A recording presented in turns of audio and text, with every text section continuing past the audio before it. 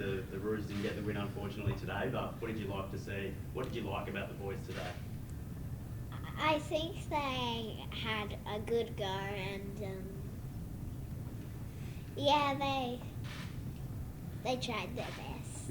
Yeah. I mean, it's just the start of the season, so there's more matches to come. Who were your favourite players today? Well, I like Jai Simpson, Harry Sheasel, Luke McDonald. You tell these guys what happened in the rooms after the game. What did Harry do? He gave me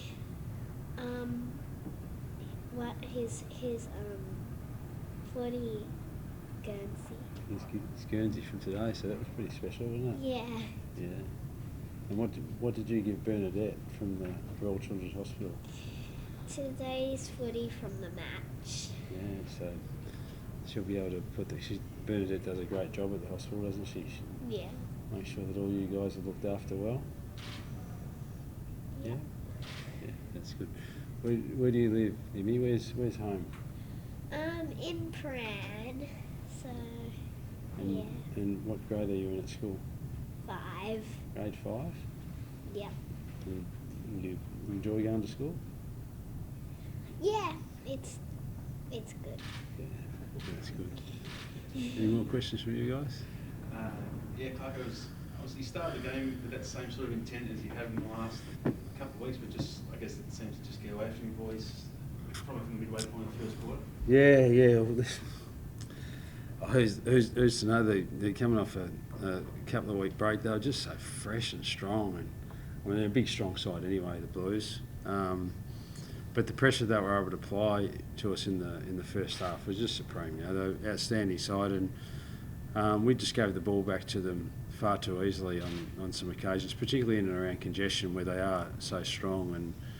And then once it pops forward for them quickly, you know, you've obviously got, you know, 2 Coleman medalists forward of the footy, and yeah, when it goes in there really quickly, your defenders are really just trying to get themselves into a contest against big men, 1v1, and so you scrap to try to get yourself into the contest to give away free kicks. You know, we gave away a lot of goals today from free kicks, and as part of it was that they were just able to move the ball into their forward line far too easily, usually from a cough up in the middle of the ground on our behalf. It seemed like you really did struggle down there to contain those 2 guys. I think all their 9 goals came from either marks or free kicks. Do you reckon that's going to be an area of the game throughout the season that's going to be really a real challenge for you guys? Quite undersized, it seems like. Yeah, we're going to need to get better in that space, and but yeah, part of it is no side is, you know, because you've got your hands on the footy in and around congestion, so your defenders and your side isn't expecting that you're just going to give it back so easily. So we'll look at it. We're playing against a very, very good side. They've got big, strong bodies in the middle of the ground.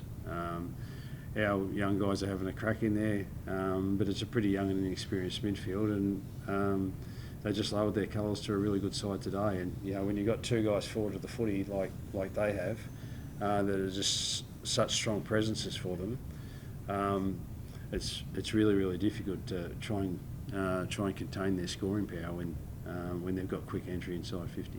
It's obviously very, very early in the season, but can you give us a bit of an insight, and obviously the fans as well, into the plan for addressing both ends of the ground with the talls? I mean, obviously you've talked about as a club going way back, build from the midfield out. You seem to have done that now. What's the next plan? Because obviously you've decided not to go down the Daniel Curtin path last year, but what's the sort of next step now to address those issues? Well, in terms of changing our list, we've got to wait till October or November to do that. So we've got a group of blokes there that we've just got to put some faith in, and they've just got to grow as players. And some of them are very, very young. You know, Toby Pink's just come into the club.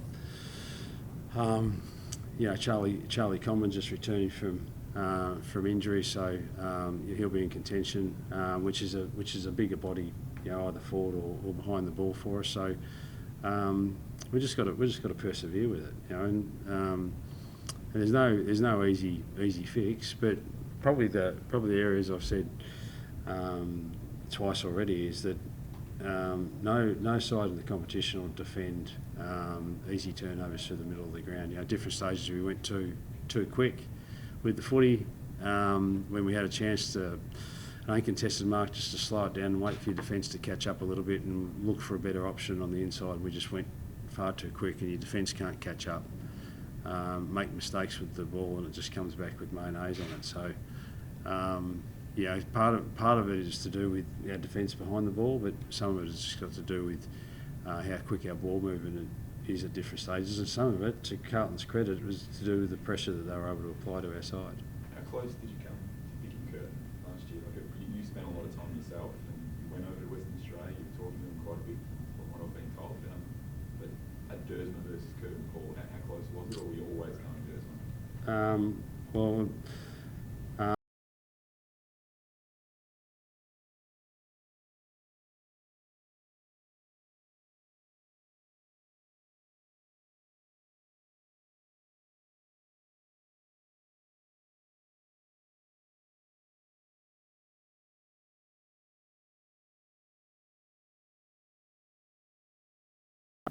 Durs is going to be a great player as well.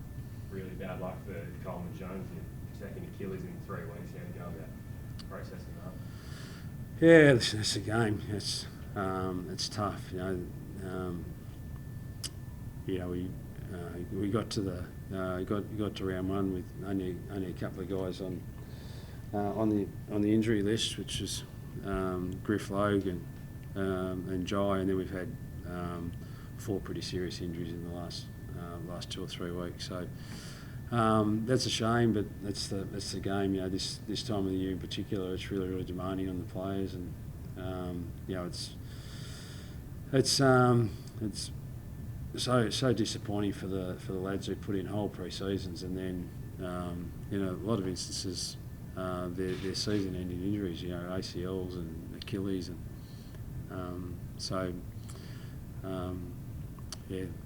can't do much about it though. That's the risk of playing the game.